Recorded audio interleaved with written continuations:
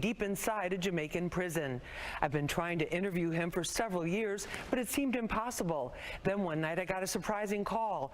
Adidja Palmer, better known as Vybz Kartel, was on the line, wanting to set the record straight.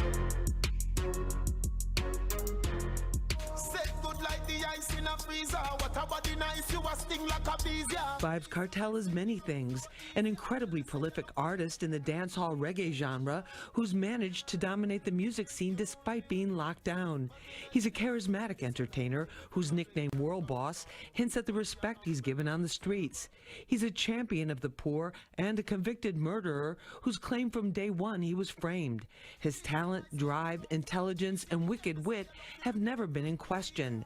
Now the only question is whether his last legal appeal to the highest court in the UK will determine he was convicted based on falsified phone evidence. A lot is on the line. He could be a free man by 2022 or an inmate for 30 or more years. It's enough to send anyone into depression, but not Vybz Kartel. I hope you're hearing me. Yes, yes. As you look around the cell that you're in right now, can you describe for us what that looks like? It's dark. It's hot. It has like 3 or 4 bunk beds. It's got a toilet in the corner, and it's got a huge grill. Lots of metal. It's like a dungeon, but it's, instead of being in the cellar, it's in the attic. I'm actually in the roof. You say you're in a better place mentally than physically. A lot of people would find that hard to believe.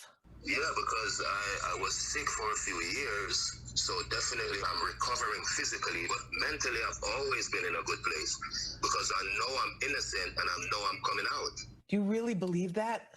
Yeah, of course I believe that. And to be totally honest, the system really wanted me thrown away. It was never about me being charged for a murder. It was about getting rid of Vybz Kartel, not Adidja Palmer, the person. Why do you say the system is out to get you?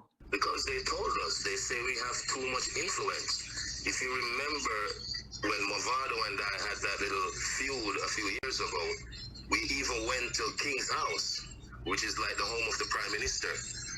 And they were telling us that, oh, we're leading the kids astray, and if we don't stop what we're doing, we're not going to get any permission to do shows and stuff like that. So it has always been about the influence that Vybz Kartel has. The dancehall music genre, like gangster rap, does not shy away from lyrics that talk about guns and street violence, as well as sexually explicit content.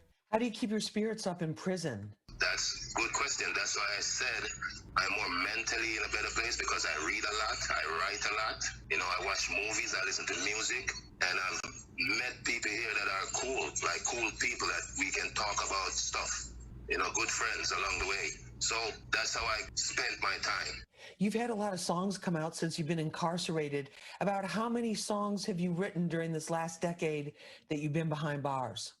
Lots of songs. I can't even count. At one point, I was sending out like 3-4 books a month, because when I write the songs, I usually send the books out when I get visits. Thousands of songs, really. And I know all of them are not going to be able to get released maybe in the span of my career, but you know, I just keep writing and writing. It makes me better. Are you concerned that the conditions there are going to impact your health? I'm basically just thinking about going home now, because everything is drawing to a close, so I'm not really worried about my health as much. I'm doing much better, you know, so it's all good. Kartel's attorney, Isop Buchanan, filed a fresh evidence appeal based on the findings of a British digital expert who found that his cell phone had been tampered with prior to his trial.